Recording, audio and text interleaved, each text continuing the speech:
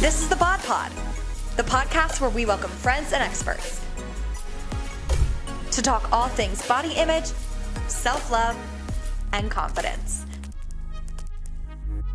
This is the BodPod. Hey BodCon Squad, I'm Rachel K. Grimm, your resident hype girl and host of the BodPod podcast, and I'm so happy you're here today, and I'm really excited to introduce to you today's podcast guest, Jené Luciani Sena. Jené is a best-selling author and has catapulted to national notoriety as the bra guru. She has consulted for dozens of brands and is currently the chief problem solver for Truekind. Jené has appeared hundreds of times as an expert and spokesperson on shows like NBC's Today, E! News, Access Hollywood, and Good Morning America. She's also an accredited journalist with thousands of bylines in magazines like Shape, Women's World, First of Women, and Hello Giggles.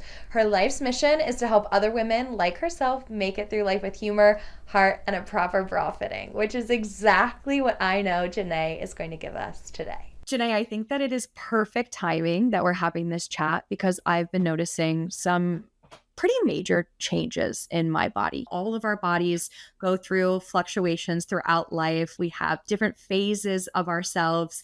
I've been noticing my bras fitting pretty loose, to be honest. Like my band, I have it on the tightest hook. And my cups, I feel like there's some gapping in there. And I'm used to being like a big boob girl. Right. And so I'm a little confused at what's happening. And so us having this conversation, I'm thinking, wow, Jené can give me some tips on how to find the perfect bra for myself, but then also give all the girls listening those tips too. Because I know if I'm experiencing that, there's so many other women who are having that experience too, whether their bra is too big, too small, somewhere in the middle. So it's what I do. I'm always here to help, Rachel. Well, basically, like my first thought is your bra stretched out? That's something that I always like to ask because most women are like, oh, wait, I've had this bra for like 100 years or whatever. Okay, it's probably stretched out. But even as little as 5 pounds of weight loss or gain can throw off your bra size. Wow. So that absolutely could be happening as far as, with you in particular. And people don't realize that bras are based on volume. So the two measurements that you take to get your bra size, which is the overbust and the underbust, actually work together, not independently of one another. So that's an important point I always like to make where, yes, like you may have gained or lost a little bit of weight. Yes, your bra may be stretched out, but also understanding how the bra sizing actually works is really important to it. So like typically if you're saying, oh, my cup is gaping, we might say, oh, your cups are too big. You might need to adjust that. But it's like very important to understand like how the bra is fitting overall and what the two measurements are for you at that moment and how they're relating to the fit of the bra overall. So how do I find the right fit? Because you talk about, okay, these two work hand in hand, which I think that's such huge like info for us to have. But what do we do with that info? Well, it's possible that you could be a tweener. I like to call them tweeners, which are like people that are in between sizes. But what's really nice about Truekind, and that's like one of many reasons I wanted to work with this brand and align with them pretty much exclusively. But what's really nice about Truekind is it's alpha sized. So each size, which goes from an extra small to a 4X, by the way, in all of the styles, which is a huge range of bra sizes. Yes. But each one accommodates a range of sizes. So I feel pretty confident that we can accommodate and help and support a lot of women. So that is something that I've had troubles with in the past where brands just, because it's a lot of SKUs for them and it's very expensive to like produce a lot and they don't sell a lot of certain sizes, they can't accommodate a lot of women. And that's very disappointing for women. So when I'm fitting women, that sort of thing at events, and then to feel like they're disappointed afterwards, when they should really be walking away feeling more uplifted is really, really hard. So the next step I would say, so that aside, the next step I would say for you is when's the last time that you had a bra fitting? or fitted yourself, measured yourself? Great question, because it's definitely well over a year at this point. And like you said, but not 5-pound difference. Far off. Right. Okay. I mean, at least you've done it fairly recently, because I've had women say to me, never. Or, I just guess, or, I know I'm like a 38 band. And I'm like, first of all, you don't know that, because you're not no one is an expert on what a rib cage measurement looks like and what that means. And it doesn't really truthfully mean anything. But I constantly hear from women like, I have a big rib cage, I have a larger back, I have a broad back, I'm this, I'm that. And I'm like, that has nothing, what you see in the mirror oftentimes has nothing to do with your bra size. Size is just a number, and it's just a guideline. That's it. But it would be good for you to get refitted. You probably could use an updated fitting. Nowadays, a lot of women are losing weight because of the weight loss drugs. So I used to say, it's probably your bra's just stretched out. You can't say that so much anymore. So I'm like, you are actually changing bra sizes. And the first thing usually when someone loses or gains like a big amount of weight or a decent amount of weight, especially like pregnancy and that sort of situation, the first thing that will often change is your bra size. But we will lose it in different places and in different ways. So again, just like doing your measurements. You make a really great point about the shopping experience. There's so many different styles. There's so many different interests, right? I think about the fact that we've gone from being super into wired bras, padded bras, to now being into wired bras. Yes. Or some women really gravitating towards unlined bras. There's so many options out there. What would be your bra expert recommendation? Well, people always will ask me, like, the first question is, what's your favorite bra? And I'm like, well, my favorite bra is not going to be your favorite bra, because they oftentimes like want to just go out and buy the bra that I say is my favorite. So it's very, very subjective, obviously. And I think a lot of people like to attribute the pandemic to the like sort of popularity explosion of the wire-free bra category. But I also think it really has to do with technology in bra construction and materials just getting so much more better, high tech, like so many things happening in that vein that you can really have a very good support for a larger bust without a wire. The wire really primarily is there and was there to anchor the bra to your body, and to make sure the cups don't collapse. And it's not really as much of a support mechanism as people think. The band is actually 90% of the bra support comes from the band. Wow. So when you ask about stretched out, that's why that's such a... Exactly. That's why yes, exactly. It's like we're putting the puzzle pieces together. Yes. Right. So it's like when women are like, oh, what's your best fit advice, or what should I do? And that sort of thing. Like, yes, it starts with the measurement aspect. But then it also is understanding that you don't need certain things that you think you need or whatever it is anymore, because, unless you've done this for 20 years, like I haven't done a ton of research, you really wouldn't know or understand like what it's all about. And so I get like tons of women saying things to me like, well, I have to wear an underwire, like I can't wear wire free, and I have to this and I have to that. And it's like they're torturing themselves with these like ill-fitting things that they don't need. And so it's great when they're open to, what I suggest. But then it's also like really a matter of trial and error. It might take you a little while to find what you like. And even, from my expertise, like things that I'm recommending might not work for you. So you have to kind of be a little bit diligent about it. And one thing that I've said forever is, like, you wouldn't go to a car dealership when you're looking for a new car and say to the salesperson, oh, here I am at BMW, but I've never looked at any of your cars and I've never researched what the features are. Tell me what I should get. You do tons of research before you go to make a purchase like that. But when it comes to bras, and we have to wear one pretty much every day, most of us, if not all of us, we tend to not do any research and just try to like rely on the salesperson to tell us what's going to look and feel good for us.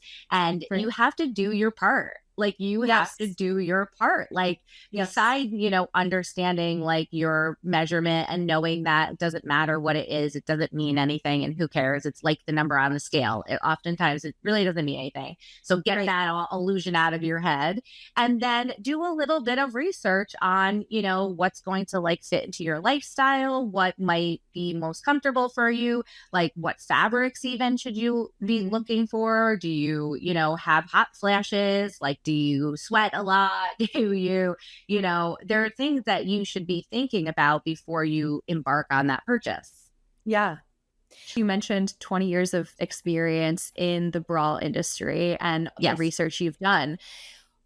Was there a moment that sticks out to you as the moment you said, I want to become a bra expert? Because let's be honest, that's not like one of the jobs that they present to you in school saying, what do you want to be? So I guess I would say unique from other bra experts that were kind of out there, especially when I started out. And it was like Oprah's big bra intervention show, and she made Susan Netherow famous, and Susan owned Intimacy Boutiques, which, you know, she was a bra shop owner.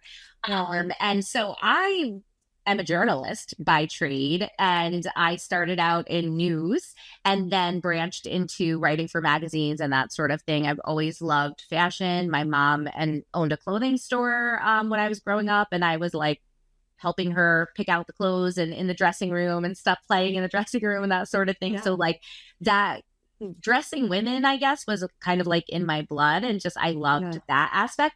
So I was like, oh, if I can, you know, stay in journalism but like do topics that I love to talk about, this would be great. So my career trajectory kind of took me to fashion marketing, broadcast journalism aspect, and then I started writing a column for a magazine, and it all was because I was at Fashion Week, you know, working for a production company, interviewing Michael Kors. And then like the light bulb went off, and I was like, oh, I can, you know, take that information from Michael Kors and write a column with it, because not everybody has access to Michael Kors, you know, or that sort of thing. So that's how it all kind of transitioned. And then having been in production and in broadcast news, I transitioned to going on camera and talking about fashion. And so I was writing for a magazine in Westchester County called The Wag. So it was like this really fun, glossy magazine that would have like the society pages and all these fabulous events of people in this like these very upscale suburbs of New York City. And, you know, I would like, you know, go to the events and do stuff at Bloomingdale's and Neiman Marcus and all that sort of thing. So it was super fun, like Jené About Town type thing. And my my editor-in-chief rather, was an author, had written a couple books, and she assigned me this fairly lengthy article on bras. And she was like, listen, Jené, you gotta like dig up everything you can about this topic, because Oprah just did this show. Everybody's talking about it. Women have no idea what to do. It's like so confusing. You know, just get as much as you can, put it into 2,500 words.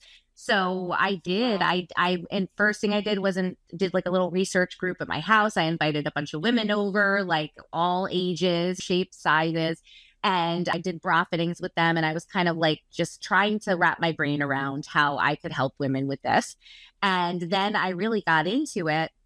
And at the time, there was no like Facebook. I mean, Facebook maybe was just starting. Maybe there was MySpace. There wasn't like social media. So there wasn't a place where women were kind of convening online to help each other talk about it. Right.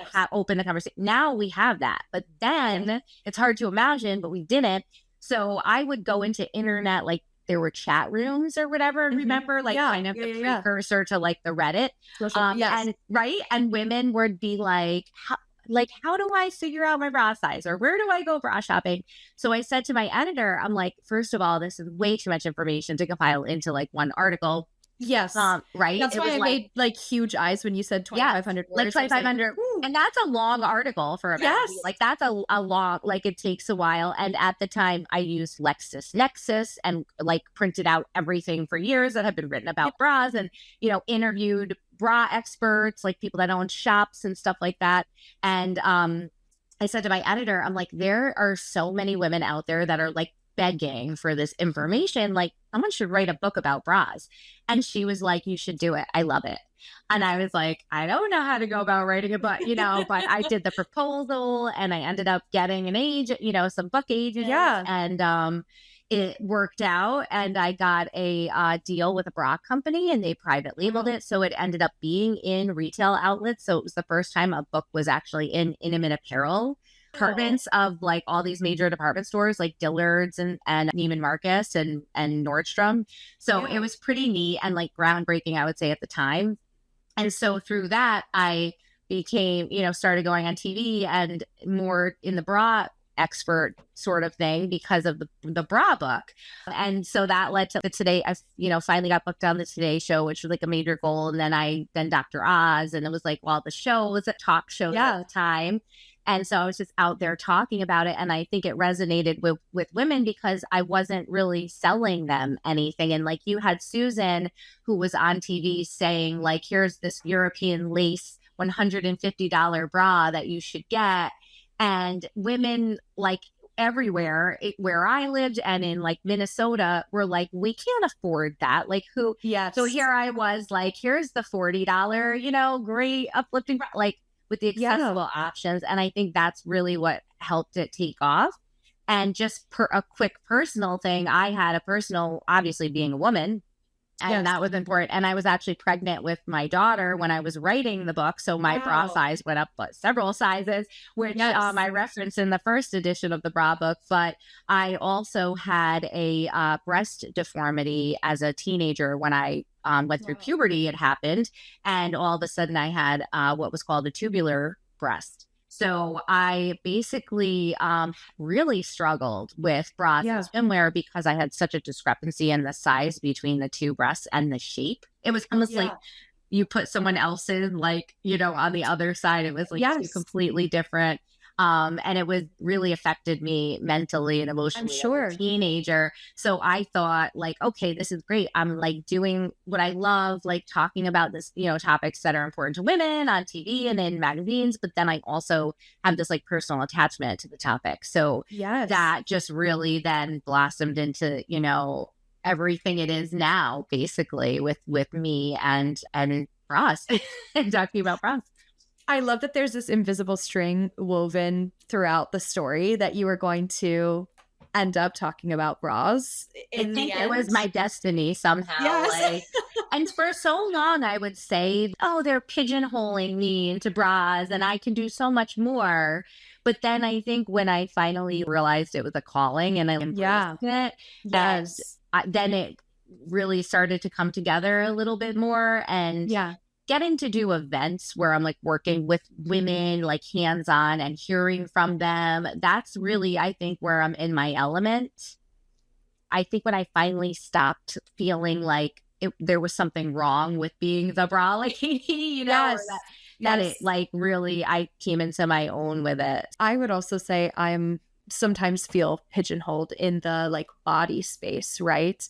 And I love your thought of like flipping the script and saying, yes, this is my niche. This is where I'm at, but I'm here for a specific reason because I know that I'm able to empower and provide confidence to other women who are experiencing either what I have experienced myself or something relatable to me. I think that's so powerful. And the idea that you get to speak to so many different women, or should I also say hear from women, I'm sure you get that validation of even it might just seem like I'm the bra lady, but really I'm making such a difference by helping people feel confident and secure underneath their clothes every single day. Well, I think like that was the biggest part of it. I think like working in news for 7 years before I transitioned into doing all this other stuff, like I felt that it was important and valuable, but I didn't feel necessarily like personally gratified. But it wasn't gratifying for me personally. And so I think like in an effort of seeking more personally fulfilling work, is Yes. where that came into play. So not only was it personally important to me, but then I realized it was so important to all these other women.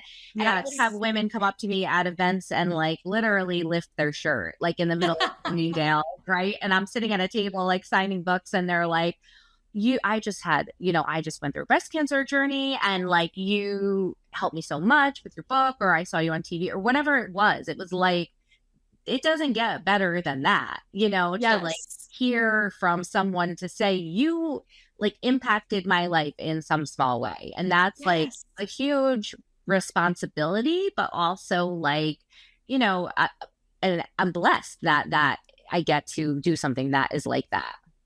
Obviously, the woman lifting up her shirt and showing you the new bra that she has is a standout moment. Yeah. I'm curious, are there any other moments you knew that it really has made a difference? A bra can seem so like little in the grand scheme of things, but it actually can change your life. Yes, Yeah. that it's so important. One monumental thing was I got to meet Oprah, but I should really preface it by saying that I set it up so that I would meet Oprah and show her my book. So I essentially like knew she was going to be appearing at this event for New York Women in Communications because Gail was getting an award. And so I bought a ticket, and there was a whole line of us who had the same idea. Everybody was like clutching a copy of their book, like trying to get to show Oprah. But they actually flashed the lights for everybody to go to their seats because the ceremony or whatever they were doing on the stage was going to begin. And I hid behind this like giant pillar while everybody sat down, because I was like, if I lose this moment, I won't have this moment again. Like I know it. So I hid behind this pillar, and like literally she was there by herself for like a second, and I like jumped out. I'm like, Oprah, I decided to tell you that you inspired me to write this book, and I just want to show it to you. I don't want anything else from you, just that. And she was like, I'm so glad you did that. That is so important to women. And then she was like whisked away. But I like went, I got chills. Right? You said that. Well, it's like kind of like I like made it happen, but I also like it, I don't know. It had to happen because I wanted her to know that her bra intervention show and her getting everybody talking about it really did inspire the whole thing. And so like my publicist at the time, Gwen Wunderlich, like she talked to Oprah's producer the next day, and her show was just about to end and she was starting OWN. So it was like that weird transition. So her show wasn't like taping anymore, or was about to be done taping. So it wasn't like I was going to get, a chance to go on her show or anything. But she said, I guess the producer said to Gwen, Jené must have really made an impression on her, because usually when people do that, she like ignores them and can't stand it. When, like she's like, okay, I'm Oprah, like, back off.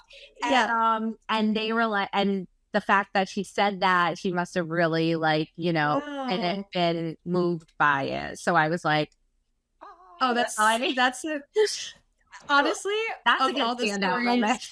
Yes, I was going to say, of all the stories that you could share, I feel like that is such a standout one. And like, obviously it goes to show, like we were saying, that it can make a difference for any woman. Yes. Well, right. Obviously it makes a difference for Oprah. And especially she's had the like yo-yoing weight stuff through the years and everything. I used to do this women's retreat every year. I would host a bra workshop, and it was hosted by Joan London in Maine at her husband's camp. Her husband owned like this boys camp, but in the end of the summer, she would take it over and do this like women's retreat with wine and all this like really cool stuff. And so I did that, I think, 3 years in a row. And so I would get to meet a lot of women there. And there was one woman who like literally was in line to get a fitting. And she like, I want to say I think I asked her how old she was, but she was definitely well into her 60s. And she said, I've never worn a bra ever, but she just wanted to come see me and like learn about it and see what it was about. So that was really cool. And another time was Joan was going through breast cancer. So this was the last year that she did it. And she like immediately asked me how I was, because I had been in the hospital the summer before that due to a blood clot. She said like, how are you? And I was like, oh, I'm fine now. I'm on medication, whatever. I learned that I have this gene that makes me prone to getting blood clots, like whatever. And she goes, and I go, how are you feeling? Like, more importantly. And she goes, oh, no, no, no, that's way worse. Like, this is no big deal at all, or whatever. And yeah. And I was like, really? No, and so like that inspired me so much that she had such a positive outlook. And then she ended up like going on the Today Show, and she was on the cover of People and everything, and like talking about her breast cancer and everything she went through. But I was like, if you want me to help you with bras, and everything, because that post mastectomy and stuff is a tough thing for a lot of women. And I hear from a lot of women with that. And just at an event the other day where I was speaking at the Columbia County Women's Chamber of Commerce, which is in Hudson, where I grew up. And one of my friends who it was involved in organizing the event, she's going through radiation treatments for a second round for breast cancer. And she said, you need to do a bra for radiation. And I was like, oh, really? Like, what do you mean exactly? And she like moved her shirt, and it was like so red and raw. And that's right where her bra strap goes. And I was like teared up a little bit. I wanted to like stay upbeat for her. I didn't want to, Right. But I was like, that is like, these are the things that nobody thinks of.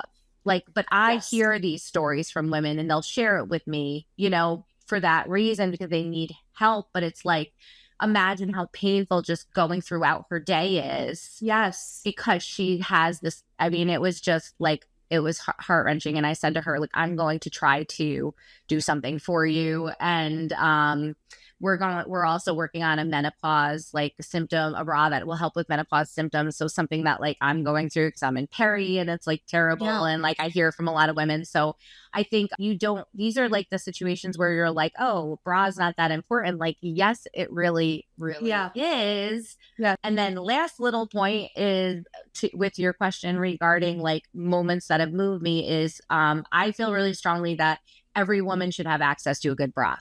Yes. Regardless of your situation, your financial status. Like I've been talking with someone to try to figure out a way to get like better bras for women in prison. Yeah. I went to the Army uniform facility, and I helped them design a bra for female soldiers, because these are all these things you don't think of that are so important. So those were pivotal moments, but really, I feel that women should have access to bras. And so I did some events with the Salvation Army locally here in my area, and women that would visit their soup kitchen, we invited them to have a bra fitting and then gifted them with bras from a brand, which that was so special. And I'm so glad I got to do that, because I kept thinking, like, if you're in a situation where you can't put food on the table, for your family, and you're in that terrible spot to be in, you're certainly not buying yourself a bra. Like, you're not, that's the very last thing on your list. Right. So that I would love to do more of that type of thing, because that was all like right before the pandemic. And then the pandemic happened, and like all these interpersonal events and in-person things like went away. Right. So I'm so glad that 5 years it's taken for everything to start coming back. So I'm like, okay, I'm ready. Let's start doing and I mentioned this to you before we started recording, but like we did pop-up bra fittings at the Wonder Woman Initiative in Miami. And just like, it was a whole range of like women from all walks of life, just all these different women. One was 8 months pregnant and was wearing this. She was actually the organizer of the event and is the founder of the Wonder Woman Initiative nonprofit. And she was actually wearing like this old, too small. It was probably her pre-pregnancy size Victoria's Secret wired strapless bra. And when I pulled the back of her dress down and I could see like the indents in her back and the red, I was like, oh my God, you girl, we have to get you out of this right now. Like, I could feel the pain, Yeah. She's like, I don't know what to do. When you describe that, I think we all can feel it. You talked about your experience becoming a bra expert, and then what the past 5 years have looked like kind of navigating this new version of our world as a bra expert. Let's talk about now where you're at and where you're going. You teased us a little bit earlier with the introduction of working exclusively with Truekind? It's been a long time coming, I would say, for me to align with a brand. I've consulted for like every brand under the sun, or showed them on TV. I had my own brand briefly on QVC during the pandemic. I was the winner of the big find on QVC. So I got to sell. Yeah. So I think they had like 3,000 brands apply, and they picked 60, and I was one of them. So I had that whole experience of like manufacturing a bra and everything, making like, soup to nuts, like made this bra and got it out the door within 6 months. So I've worked, like I've kind of been on all sides now, but I had always been hesitant to have my own bra or really align with one company, just because people do trust me, and I take that very seriously, and I would never want to let anyone down. So it was like, it had to be the right like fit, where, pun intended, where I could really say like, I can stand behind this based on everything that I know, and that I don't just talk the talk, I walk the walk. Like this is, what I'm not just going to do something like, because I'm being paid or anything like that. That had to be like the right fit. So the Truekind opportunity actually came from me being hired to launch their brand on QVC, because I did have so much experience as the spokesperson. I launched Soma on QVC and was there for 2 years, and we had great success with that before the pandemic.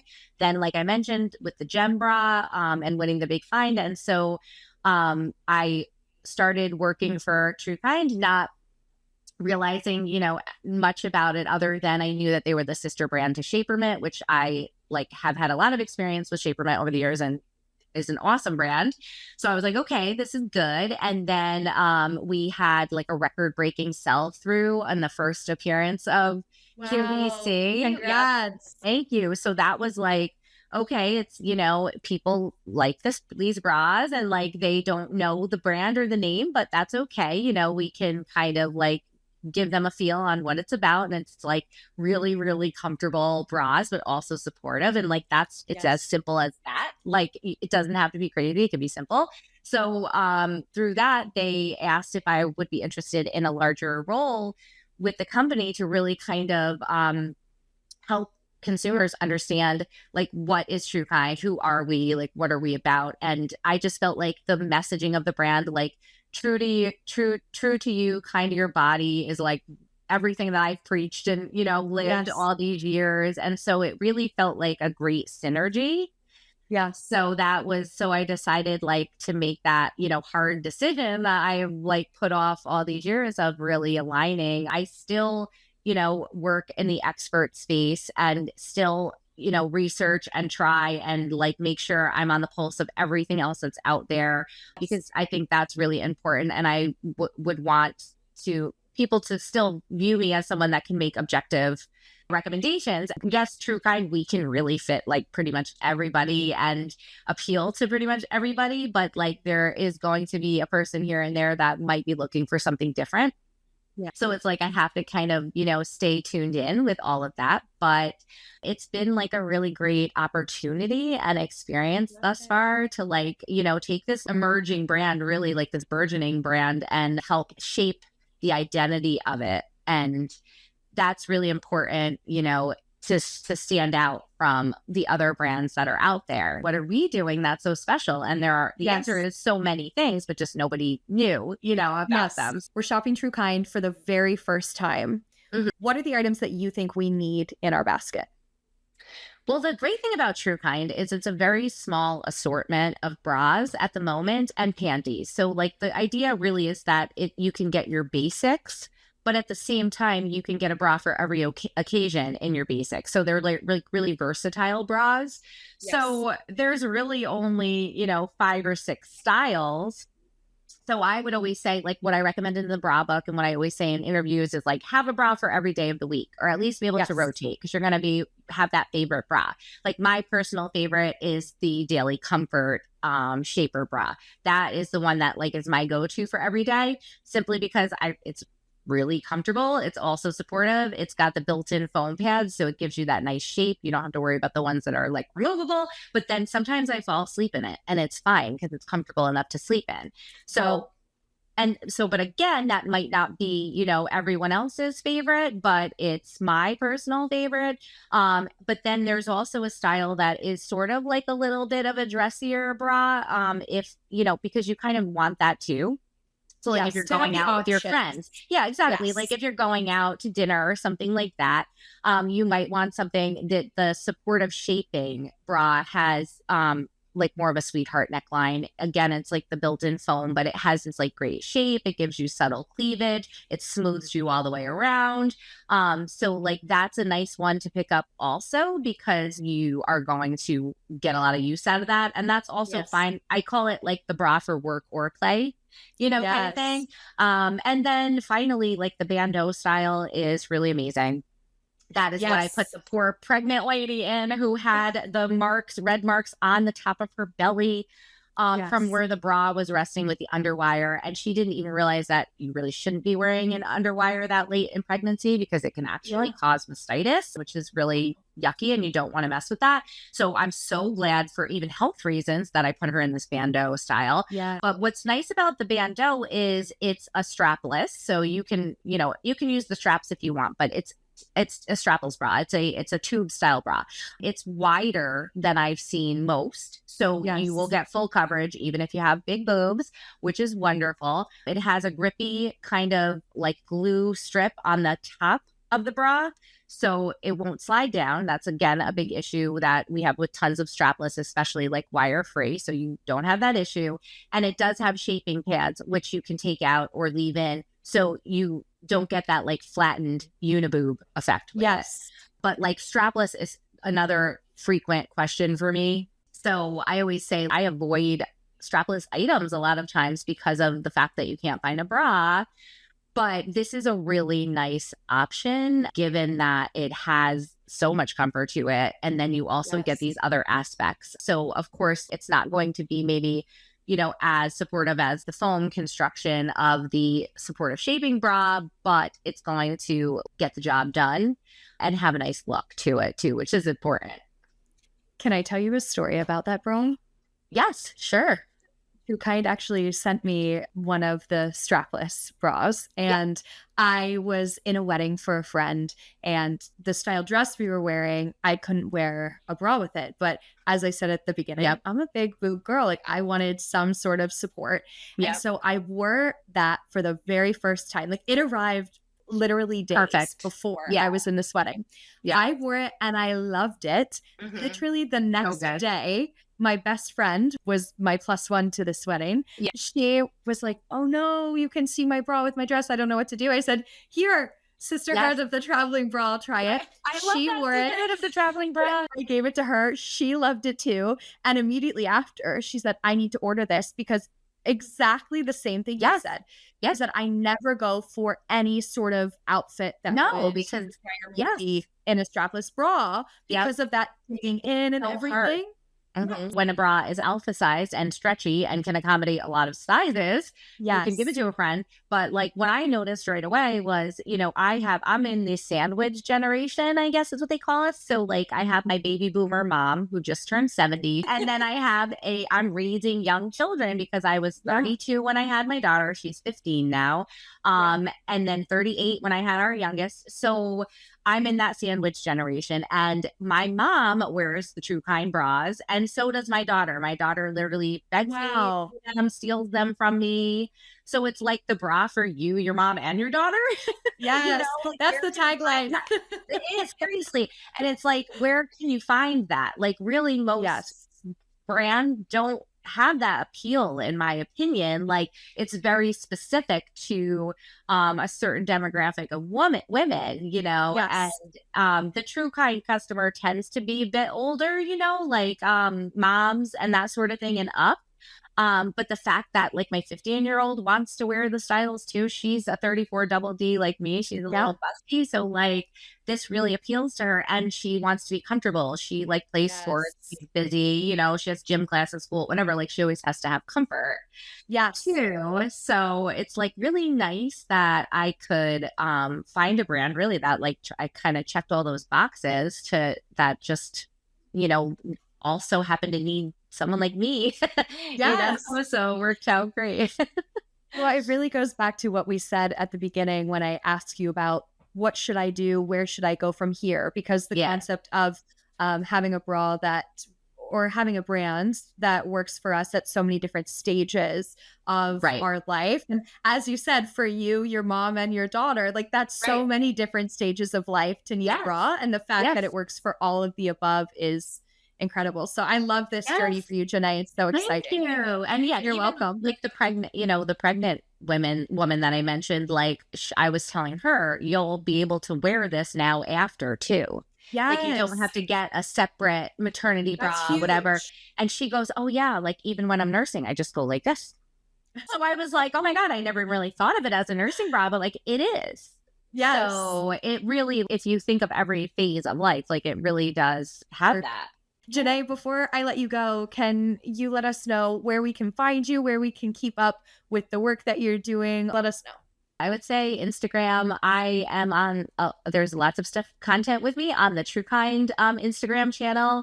Hopefully doing some YouTube stuff soon, gradually like incorporating some new stuff, but everything, everything takes time to get everything, out there. But like we have so many plans for tons of like educational content and really, especially on the Truekind Instagram. And we've been very focused on educational content, but like not boring educational content, more like fun stuff. And I even do like a lot of celebrity stuff, like Kylie Jenner's like Oscar dress with the kind of like bra top and how you can do it at home.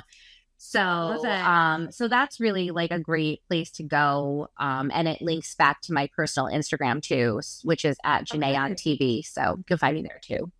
Amazing. Well, thank you so much. I can't wait to see where this bra expertise leads you.